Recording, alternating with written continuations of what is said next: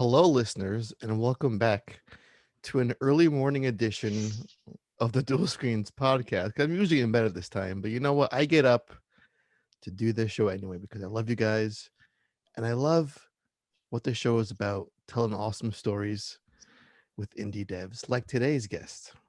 Joining us this week is Martin with a last name with a lot of consonants in it. And Martin, can you pronounce your last name, please? Yeah, you should. I'm sure you won't be able to follow because basically my last name is unpronounceable even in my language. So you could say it's Krzeszowiec.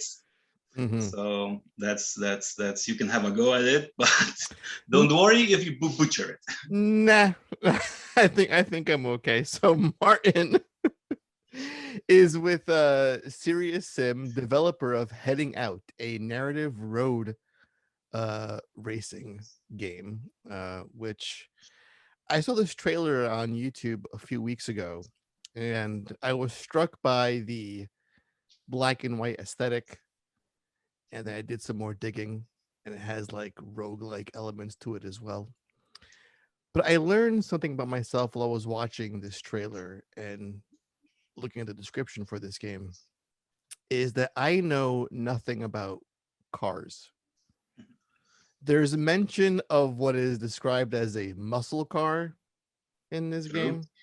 Yes. And I sat there for a second and I was like, what the fuck is a muscle car? Like, I don't know sports, and I don't know cars. Like, if there was like Okay. a crime that took place and it hinged on identifying the getaway vehicle, I would just have the color and that's it. That's it. So, Martin, can you describe for me what a muscle car is so I can learn a little bit of something today? Well, it is sort of like for me really. I feel I am stepping on really like thin line because in a sense it is a very American icon, right? Mhm. What is a muscle car?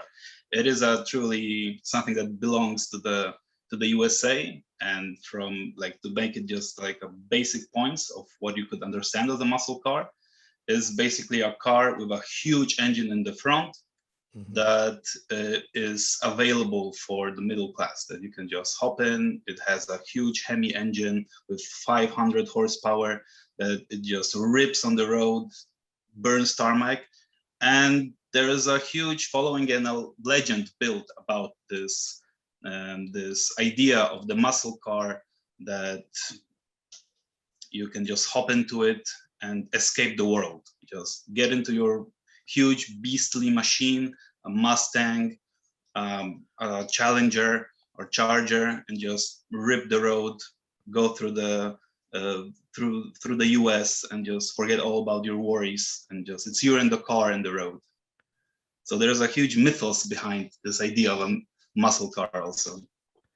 See, I don't drive at all, again, because cars and me don't get along well. But if someone had described that to me when I was a kid, I think I would own a muscle car today. Yeah, a lot of people do. I do have this dream. They are dying out really quickly, and the new muscle cars don't have this, this raw fury, raw power behind them, like a lot of the things. So it is a dying breed slowly. Right. Now, I don't know cars, but I know car games. Right. Games like, Twisted Metal, Carmageddon, Driver, all these things. When I was watching this game's trailer, I got a very specific flashback to a game that is gonna date me a little bit, I feel. It was a game from the late 90s called Interstate 76. There was such a game, And it yes. had this similar, like, you're on the road, there's like vehicular combat thing going on. And I'm like, this is like a sweet modern take on that game. Do you guys know this game? Was it part of like the influence of Heading Out? We do. It was part. It's hard to say what were the main game influences when Hmm. we are thinking about the game, how it will work. But yeah, it is. When you think about Interstate and you think about Heading Out, it is a comparison that we like Hmm. because there are some things that are in common. about this feeling of being on the road and having a story behind the driver and everything. So true, it is a comparison that we won't say that no, this is not the game that we're making. So yeah, it is something that we would be that would make us happy if people would think about Interstate 76 when they're thinking of heading out. So yeah. What is this game? Let's break it down. So we saw there's like a racing element to it. There's like narration through the radio as your Right. character drives across the country. What is this game? So in a way, sometimes game development is often hard because you need to pitch your game in 5 seconds, and sometimes Exactly, you have ideas that are weird and you have to extend it, and then people a little bit wind out, and it's hard to sum it up all in one bit of information. I think I'd like to just start that we are thinking about Heading Out as a racing game that sort of grew up. And like the way we try to think about it, at least in the early part of the development of we're brainstorming about the ideas and design points and everything, we're having this thoughts where when you look at, for example, games like Need for Speed, the games that we grew up with as kids, that you had this rush of power, ultimate fun, guns on your cars, be it in Twisted Metal or GTA, you could take every corner with 120 miles per hour, and it was part of the game, right? This arcadey feeling. But once, like with age, you start to see all the things that it lacks. It lacks depth, it lacks the story, it lacks this feeling of being actually a driver. And we thought that there is a niche there, that there is something that we could try to experiment with, that what we believe doesn't exist yet. So a game that is sort of in the middle of the spectrum of, you could say, racing games.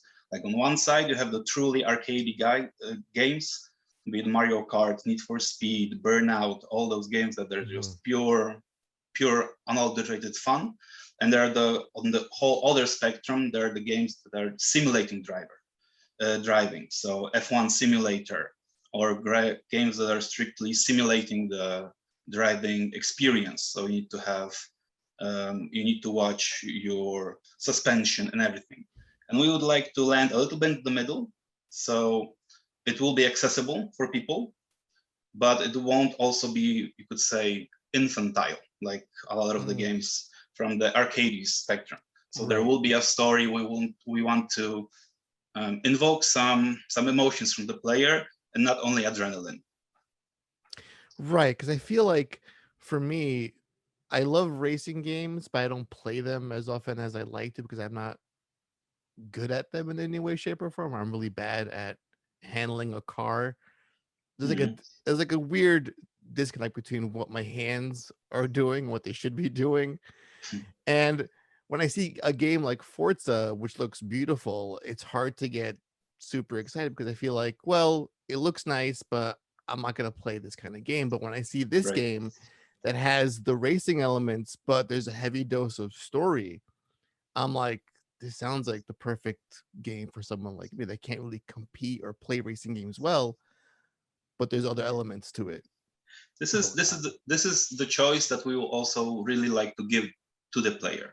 The game, that's one thing of we are aiming for, is you will have this option of playing, when it comes to the racing element, playing the game at your pace, and you won't be, in a sense, penalized if you are not good at racing. If you want to drive 60, 50 miles per hour the whole stage, just put on a speedometer and go with a steady pace, just listen to the radio, listen to the music, look at the views, experience the road. That's all fine. If you want to just hit full max speed and want to race through the tracks as fast as you want, that's an option. And it's up to the player sort of to find his rhythm and experience the game as he likes. There won't be any, at least for now, we don't, apart from some stages where you will be subject to a police chase, for example, because you did some bad or did some good, or you need to, or the choices that you've made before the game end up with you, where they catch up some of the decisions you made, where the police says this guy is an outlaw and he needs to go to the jail. So then there will be an option where you do have to have to escape. But if you just like to chill out and just play the game really slowly, experience the roots, the listen to the radio, the music, it's a possibility. So what is the character's primary thrust? What is putting them on this road trip? What is their main goal? Right. So the thing that also distinguishes it from heading out from other games is that we wanted to give some character to the player, to the driver of the car, and the way that we decided to do it, and it's a big part of the game, is that you create your driver. So there is, in a sense, a character creator at the beginning, but not in the sense that you think about character creation right now in the games, where you choose your beard, your mustache, your hair, your gender, and everything. We are thinking of more aligning it with the how do you call it? Your character in a one's mentality. Oh, like a So all your personality type, or personality. That's the word. So you will have a questionnaire in sorts. Interesting. Think of it as like a psychological Rorschach Right, test. yeah. So where you answer questions about what are your fears, how is your family doing, what are your dreams, what do you think you're running away from, and based on those answers, a big part of the narrative that you will hear, that's what you will experience on the radio, on the stages, on the map. So the choices that you make at the beginning, this is sort of the rogue element of the game, where you will have this ability to replay the route, replay the game with a different character. And the auditions you'll hear on the radio will respond to the choices you've made, to the personality of the driver. Wow, that is really neat. It's so we're doing a whole different kind of racing game, and you thought we'll do a whole different character creation system as well for our racing game. How walk us through a couple of examples of personality types. Like how do they differ? Like give us some scenarios where between some of the types. Oh. Okay, I'm back. Are you back? Yes, I'm back. I lost you for a second there. We did lose each other for a second. Yeah. I'll have to edit that out. It's like right when you stopped talking, I lost you. So I'll go back for a second. So you guys said to yourselves, we're doing a whole different kind of racing game, and we'll also build a new character creation system as well while we're at it. I keep getting cut off over here. Why is my internet so shitty today? I'm not sure. I'm not sure if it's from my side or from my side. It looks pretty good, but you can never be sure. I'm gonna blame me. We've had some bad storms in the area lately. All right, I'll ask you that question one more time. Hopefully we stay stable this time. Go for it. So you guys said to yourselves, you're doing a whole different kind of racing game, and what the hell? Let's build a whole new character creation system on top of that. Sort of. Well, it's hard to say that it's a revolution or it's a completely different way to approach character creation. We don't want to be, like that, ambitious or something. It is in a sense a questionnaire that you will build your character based on answers to personality questions, and this will feed into the narrative engine. So this is the personality that you build. The game will respond to the questions you're answering. So the big part of it maybe is not the character creator, but there's a huge focus on the, could say, narrative engine, on the how the game responds, on the auditions that you, mainly it's auditions in the radio, which is a big part of the game, because this is what accompanies you through the whole game. So the soundtrack will be an important part of it. And we'd like to pay a big homage, and this is something that is a big inspiration from us, is the 80s, 90s road movies, American road movies, especially Vanishing Point, which is a classic. And even though not the main character, the radio hosts in that movie were this huge atmosphere building element. And this is something that we would like to replicate in our game. So walk us through a couple of these personality types. How do they differ? How do scenarios play out? from one another based on your answers and your personality profile, as it were. Right. So um, almost to every question that you will answer, you will be able to experience a narrative response from the game. So basically, if you choose, for example, from the top of my head, it's always hard to remember some of the questions, but if you choose that you are more, for example, that you have a tough, that your character had a tough childhood. Mm-hmm. So during the race or during your stay on the map where you have some choices to make, you would hear an addition coming up. When one of the hosts, we have two main hosts plus a bunch of additional content that would respond to some of the one of the answers that you had. He would maybe elongate on a particular problem that he had in his childhood, or that he heard from the radio report that the driver was from a beaten up family and he had some problems, and that's why he's running away, and they're looking into it. And this is something that would tie up this idea of trying to connect the player with the driver behind the wheel. From most of the answers that you can make in the questionnaire will have 2 or 3 responses from the speakers. So even if you create the same character again, you will have it. They will be mixed up and they won't repeat themselves, so to say. Oh wow!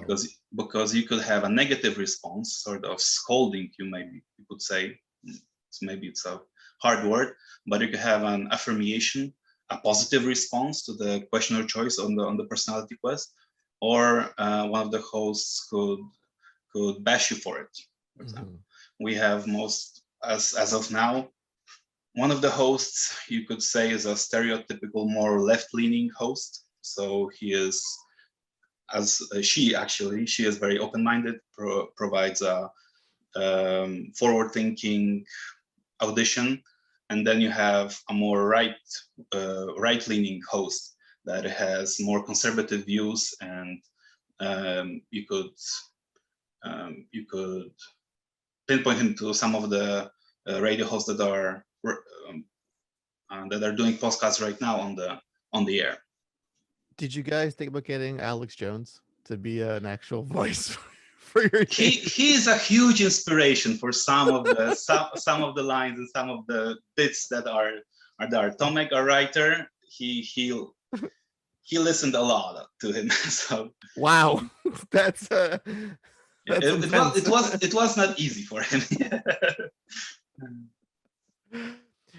When I think about, I can't get over that, by the way. Someone like sitting in a room with Alex Jones feeding insanity into their brain for like a long period of time. Looking for inspiration. Right. That's what we'll call it. When I think about a game that's, a car game primarily, soundtrack is, I think, key. How do you go about picking what songs to feature? What works best with this game's narrative? Do the songs change with your personality types? How does all that factor in?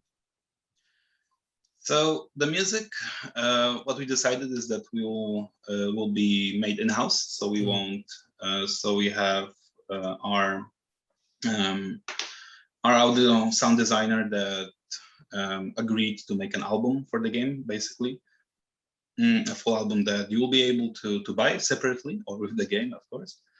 And the music by itself probably won't change depending on your personality. It might change depending on how far you are in the race, right? So if the tension is building up, probably there will be a change in atmosphere, and you will feel that you are closing to your race. You are nearing to the end.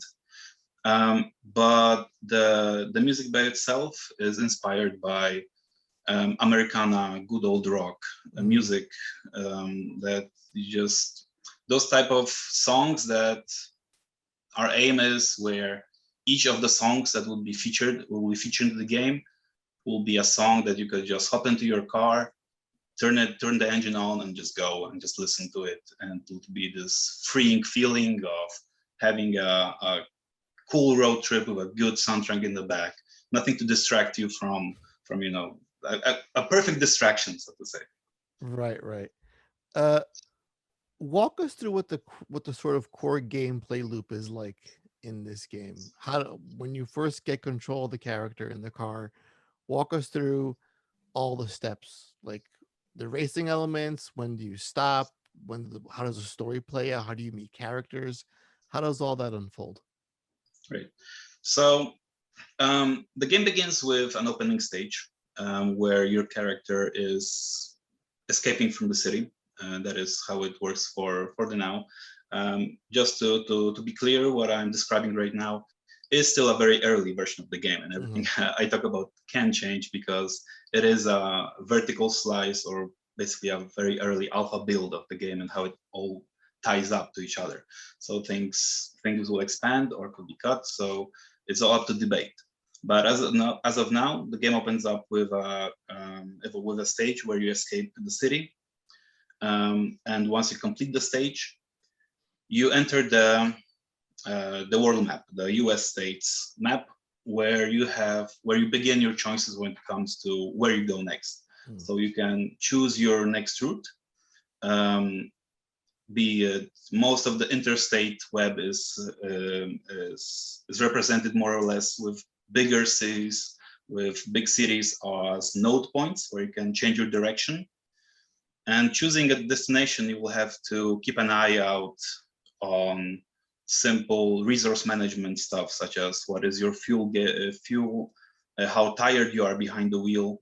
You will have to what is your police notoriety, how badly the police actually wants to stop you and find you.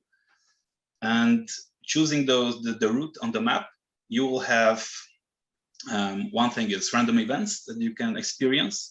So basically, you could have people that you meet on the road that can either be short story bits of something that you experience, and maybe you've seen it in the trailer, a comic book fashion, where you just have a short story bit where you could answer yes or no to a specific question, either to help somebody with fuel or to pick up a hitchhiker. Some of those will be strictly story based. Some of them will open up small quests. So you have idea that you pick up a hitchhiker, you need to go to a specific point on the map and change your planned route to a different way. When it comes to the global goal for the player, you will have, there's a range of, you could say, hidden targets for the player. The player sees on the map specific points near the Canadian border, the Mexican border, through all the other side of the coast. You could see points of interest, so to say, something interesting that you don't know at the beginning, at least, why you're going there, but you can choose that this is the point I'm going for, aiming for, and you're trying to go through the route, end up in the point you're going for. Along the way, you might encounter roadblocks, because depending on how you act on the road, the police will start actively pursuing you. As you are going through the map and basically managing this simple resource management at specific intervals or in specific geographic places, you will encounter the racing stages. So the game will shift from this map view where you have your story, your character, that's this sort of slower pace element of the loop, and then you are thrown into the actual 3D stage where you have a race. Sometimes it will be just a slow drive through the nightly desert. Sometimes you might encounter a race driver that wants to challenge you for a short race, drag race on the outback of a city, and he bets you some money. And if you win with the AI driver, then you get a little bit of cash that you can pay for the next stop at the gas station. So this is how the whole system works. You go into the overview map, you choose your route, you experience bits of the story, small quests. When there's a big node like a city, you can rest for a bit at the hotel. You can explore the city to try to look for you could say random encounter. So this is the main feel of the game. What kind of stuff are you doing that could get the authorities' attention in this game? Could you, like, let's say, rob a gas station if you're low on funds? Could you blow through a roadblock? Could you run someone over even? As of now, you cannot run anybody over. So that Oh, we're that's crap. It's not GTA. I don't like it anymore. no. Uh, the game does track the way you behave on the road. Mhm. So if you are speeding Mm. all the way as fast as you can, if you overtake in places that you cannot overtake, there will be a simple system where the cars in the traffic respond to what you're doing. We are sort of emulating this idea, this dream where a lot of the cars in the traffic do have CB radio. So if you do something weird or dramatic, a truck from in the front will yell at you, "What the hell are you doing? This is illegal. I'll call the cops on you," whatever. And after the stage ends, this is where you will have a little bit of a summary of how you did, what was your time, how did the route went, and you will have an idea of did the police sort of took notice of what you did. Mm. If you hit a hard, if you go into an accident, for example, then your notoriety will raise up, and you are on the run. If you at any point in the game you stop, you don't move forward, you say, okay, this is enough for me, the game will end. It's a game over Oh, there is a fail state where you need to move forward and move to your destination. When it mhm. comes to other types of criminal behavior, let's call it, Yes. so you do have a limited amount of money that you carry with you, and as you pay, some of the expenses that you're having is finding places to sleep, or you have to pay for gasoline. Nearing the end of the trip, more and more often you will find yourselves in a situation where you cannot pay, right? Mm. So to get fuel, you will have to, well, basically your only option at that point is tank your car with fuel and just wing it and just go for it. Right. And this is something that the police will surely notice, and you will then encounter in the next stage a roadblock that you can try to omit and escape. How how long is a game like this? Because it sounds like there's a lot of replayability with a lot of player choice, things that affect other future events in the game. How long would you say the game is start to finish? At the beginning, we were thinking of trying to aim for a time frame of a session that you sit in the game, start with a fresh character, go on the road, Mhm. to be sort of in the range as a typical road movie. Mhm. So a closed experience when you have a bunch of races, some map exploration, some adventures along the way, and everything would wrap out in around 2.5 hours. Mhm. But as the development right now is on the way, we are it's not set in stone. We are thinking of elongating it for a one, so to say, run to be up to 4 hours, but it's basically somewhere in that range that we are planning to tie the game up between 2.5 2 hours to up to 4 hours.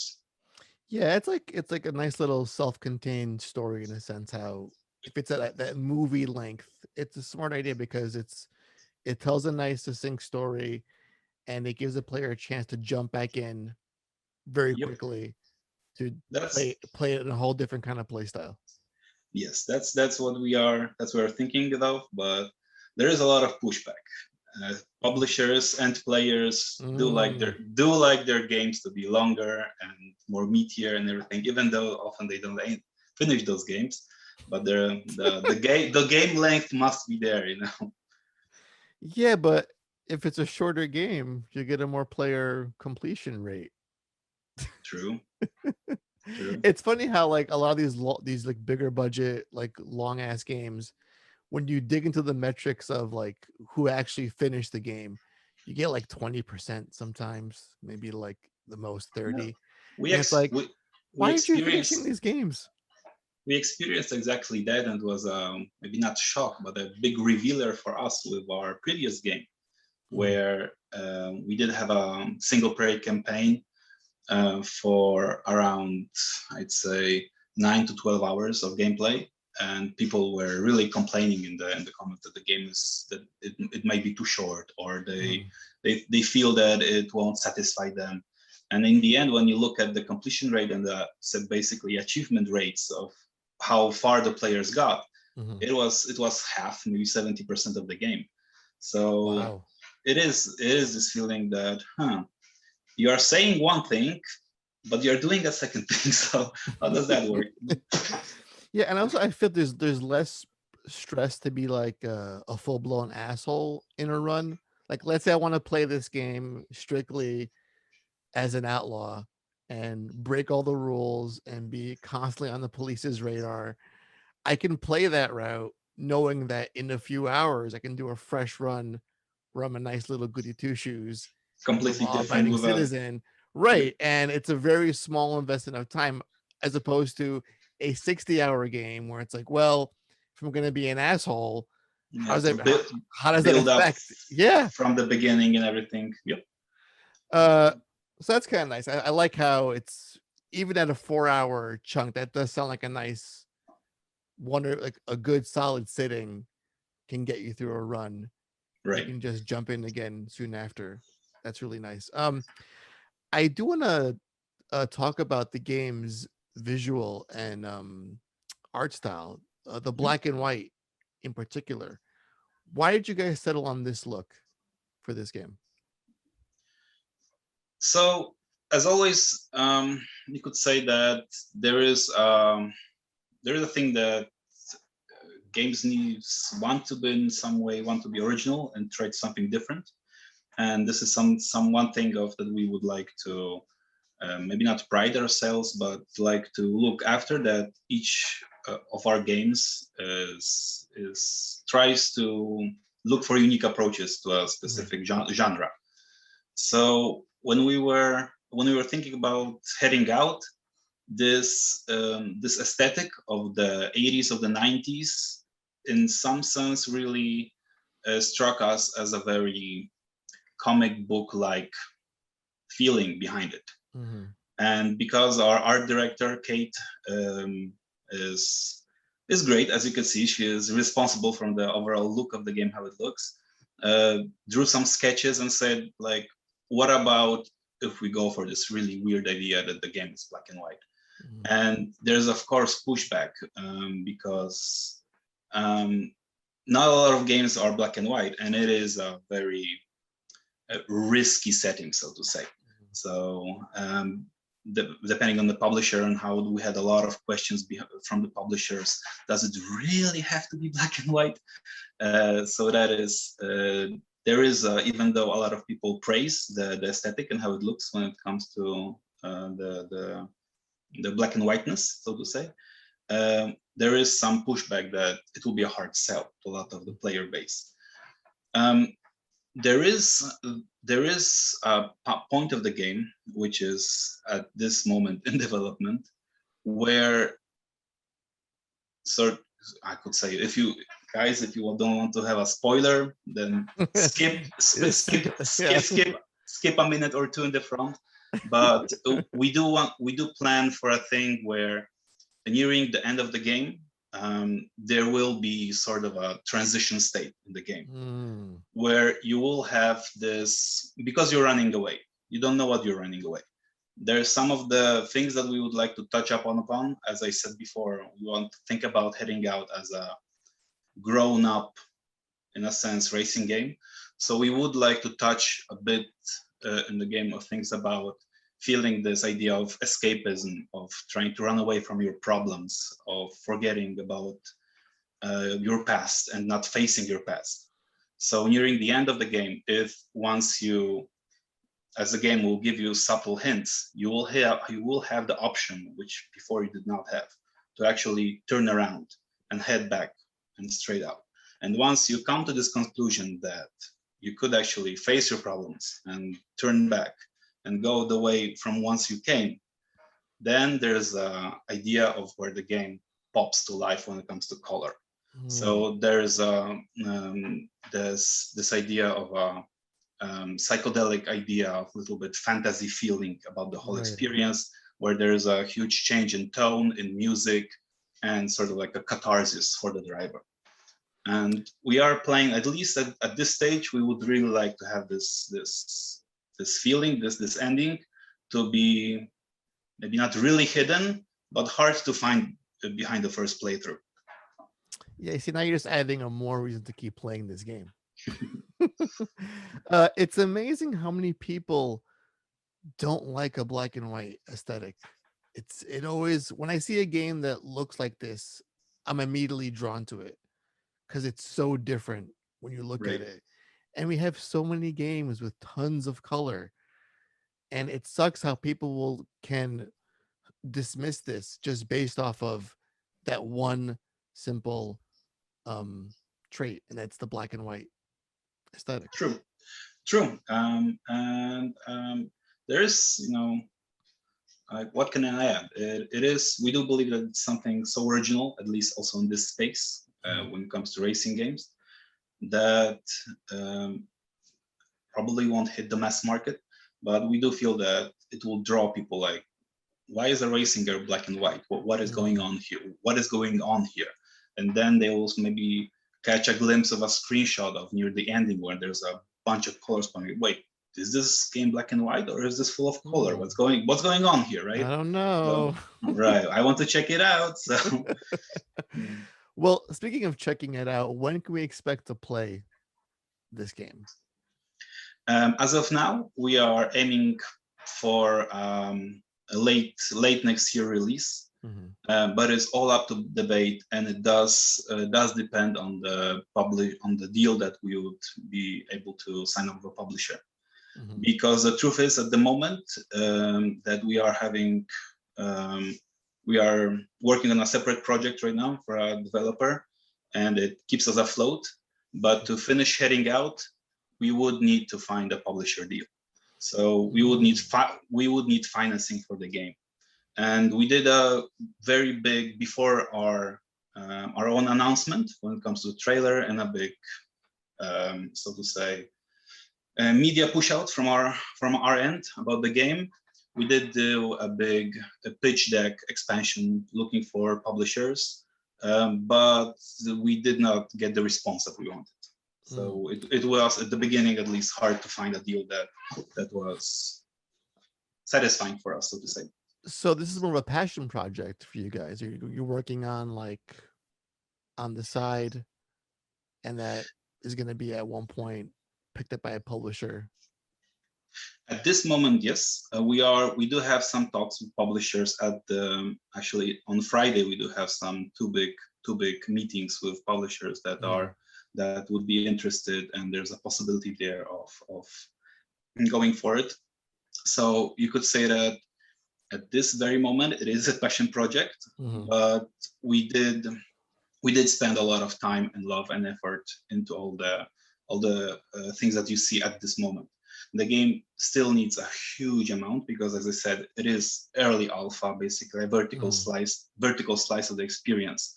So we would need to expand the team, and we would need a budget to finish up the game, be it in the late 2022 or possibly early 2023. See, it really makes me miss the in-person conventions a lot more, because I feel like I've heard so many stories of developers who have a small little table at a PAX East or a PAX convention, and then a publisher walks by and just sees the game in motion, sees players interacting with it, and then it's like, let's have a conversation because we're like what we see here. Right. Yeah, it is. It is something that's slowly coming to an end. We can see the light in the tunnel. So. Have you thought of going the Kickstarter route, sort of like a crowdfunding option for this game? We did a little bit, but it's also in a sense we understand. We did have experience with Kickstarter on our previous project, and it was in a sense success. But the amount of work that you need to put into Kickstarter sort of dawns on us of how much effort and marketing that you need Right. to put into it, and it's work that we would really prefer to offload to a publisher. That this is marketing, this is the way you want to sell the game and everything. We would like to focus on development of the product, Right. and if any possibility, try to not deal with marketing as such, because we're okay at it. Like the trailer, I think came out pretty good. Yeah, you guys got a good response from that too. True. I mean, it got my attention. I'm happy to hear that. So, but it is something that there's so much work that, as the team is very small, we would have to choose, either focus on marketing and do that almost full time, or work on the game. So it would be very hard to marry those two things together. See, this is why I gotta win the lottery, because I'm telling you now, Martin, if I won the lottery, I would call you like the next day. Like, listen, give me a number and I'll send you a check. Take all my money. I not all of it. I mean, let's have a little limits here. Let's get for early investment. I'm not giving you a blank check. Crap, worth a try. All right, buddy. Let's go into rapid fire, which is one of my favorite parts of this show. Should I be scared? A little bit. Okay. It's a little bit scared. No, it gives me a chance and our listeners to learn a little bit more about you and what do you like on a more deeper personal level. This is your personality quiz. We're gonna determine what kind of driver we're gonna get at the end of this line of questioning. How does that sound? All right. Let's go for it. All right. The first question, Martin. It's a very important question, and that is: pineapple on pizza, yes or no? No. Good answer. If you could use a time machine only once, would you go backwards in time or forwards in time? Tough one. Forwards. I see. Okay. What word best describes you when you've had too much to drink? Cheerful. Oh, okay. I like that. I could use more of that in my life. I'm more of an abrasive, loud drunk. So that's why I don't drink a lot. Would you rather have one real get out of jail free card or a key that could unlock any door, but of course it can't unlock your jail cell? So that's the distinction here. So you can commit any crime you want, or open any door you want. And you're free, or you have this magical key that opens up any door. Definitely the key. Yeah. What was the first door you'd open? Now it's tough. First door I would open.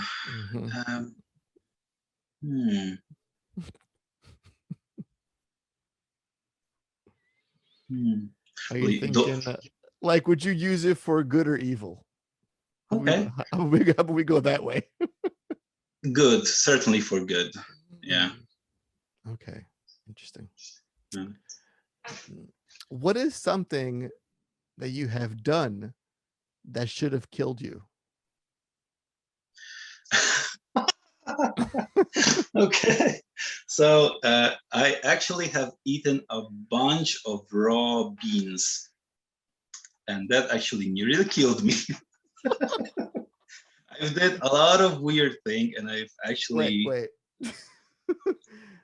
I want to get into more, but the raw beans I'm stuck on. Why were you eating a bunch of raw beans? Okay, so it wasn't a bunch. It was basically 7, 8 raw beans. And what I've actually had no idea was that beans, at least some of the types of beans, have a specific toxin in them. Right. I believe it's called phytoglobulin or whatever. Sure. And what happens is you have to boil the bean.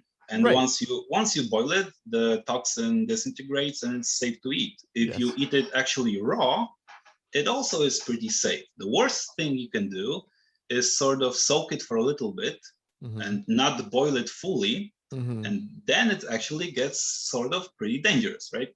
So there was a party with my friends, and we were cooking a Polish dish which involves a lot of beans. Mm-hmm. And at some point, I was just drinking some beer, and the beans were cooking like right next to me. Right. And after a few minutes, I looked and I picked one and I chewed on it, and it wasn't maybe super done yet, but it wasn't raw. So I thought, oh, it's pretty good. It's like It's done. It's ready. it's okay, yeah. Basically, half an hour later, I was it was bad. It was so. Yeah, I came out without a hospital visit, and a lot of water and a big good night's sleep saved my life. But actually, yeah, it was the stupidest thing that I Oh nearly my died from. God. Could you imagine like just someone having to tell your family that you died because you ate a bunch of beans at a party? I'm sure like Darwin's award Yo, would have a call to my family. And I would be so mad if you were my guest. Like, what an asshole. He ate beans and died in my house. I have to deal with this shit now. And you're dead, so I can't even yell at you. Right. Um, is cereal a soup? No. Hmm. Let's see. If you had the power to shrink one thing and take it with you anywhere you went, what would that one thing be? One thing. Probably my desktop. Okay. Okay. What is something that you believe without evidence? Good in people.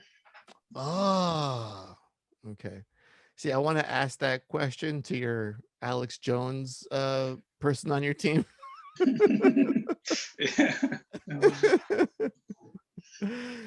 Okay. You come across an old lady and a baby, and they're both drowning in the pool. Which one do you save? Both, if I Ah, can. you can only have one. Yeah, I'll go for the kid. If Aw. there's no other way. Would you rather have your skin change color based on your emotions, or have tattoos appear on your body which depicted what you did the day before? Oh, I like the color idea. I Mm-hmm. think it's cool. Yeah, Mm-hmm. I'd go for the color emotions. Okay. Let's see. Is it okay to sleep with socks on? No, no, it is not. Right? It's weird. It sometimes happens, but it's not Right. okay. Right. That's like you have a really bad day and you just can't deal with anything at that point. And there's So guilt in the morning and everything. Yeah. guilt in the morning. What do you get the most compliments about? Hmm. I think my the ability to approach people, like how Mm-hmm. easy it is for me to connect Mm-hmm. and talk to people. Mm-hmm. So basically, friendliness. Okay. What is your favorite smell? Smell. Mm-hmm. Beer. Ah, nice. Probably beer. Would you rather have the power of flight or invisibility? Well, I always dream about flight more often than invisibility. So I would say my subconscious says flight. Where would you go first if you could fly anywhere? Oof, some beautiful mountains probably. Mm-hmm. Yeah, Would you like a like? really. Would you set up there, or would you just pass through? I would just hover around, sit on a really nice rock, and just experience the view. just for myself. Nice. Would you rather sleep in a really filthy doghouse or let a bunch of stray dogs that were out in the rain for a couple of days sleep in your bed? Hmm. Both don't, say, trigger me. Mm-hmm. Um, like I would have no reserves. I've slept in a bunch of weird places, so Mm-hmm. that's not something I would not choose. And Okay. and yeah. I think we just gave birth to a brand new question here, Rapid Fire. What is the strangest place you've ever slept in, or weirdest place you've ever slept in? Oh man. Uh, Barring weird answers like under the table in some parties, I would say. Uh,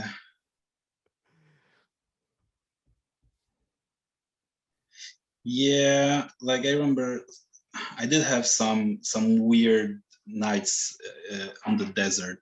Which no, okay, the weirdest place. Okay, sorry, the weirdest place that I ever slept on. Maybe it's not filthy or anything, but was near a big firing gate to hell in Kyrgyzstan. So that was really weird, and it was a really weird experience. Really weird place. So that's for sure. That would be it. Okay. And I think the last thing I want to ask you, and a good place to end this podcast, is if you were stuck on an island and you could only take one racing game with you, what game would that be? Oh, heading out for sure. Oh God. All right, let's say you get your game as a default because it's your game. It's always going to be with you. What Right. other racing game would you bring with you? I would say probably. I do want to say Twisted Metal actually. Like once you remembered me the title, Yeah. God damn it, that was a lot of I fun. really Twisted Metal Black is one of my favorite games of all time. I really miss that franchise. Yeah, yeah. Come on, Sony, do something with that shit. It's been too long. All right, well that about does it, and we're gonna head out. I'm horrible right now. Martin, thank you so much for joining us this week. I learned a lot about cars, which I knew nothing. So even one new fact is a lot to me. So thank you for that. Thanks for Where having me. where can our listeners find out more about you, Serious Sim, and heading out? Give us all the social media PR spiel right Right. now. So the game is out on at least you can wishlist it at the moment on Steam. So if you just search for Heading Out on Steam, it will direct you to the right page. You can find us on Reddit, on Facebook when you look for Serious Sim or Heading Out. And at this moment, Heading Out Games is the main target for the game. So all the other links and different social media where you guys want to follow us is a good starting point. So Heading Out Games is a good place to start. All right. Thank you so much. And so that is Heading Out. Once again, I am Andy, and this is the Dual Screens podcast. Thank you, Martin. You were a wonderful Thank you guest. so much, And Andy. I hope you get a buttload of money to fund this game and get it published and all the dreams come true because I need this game as soon as possible. Thank you, Martin. Thank you, Thank you so listeners. much. And as always, please be excellent to each other.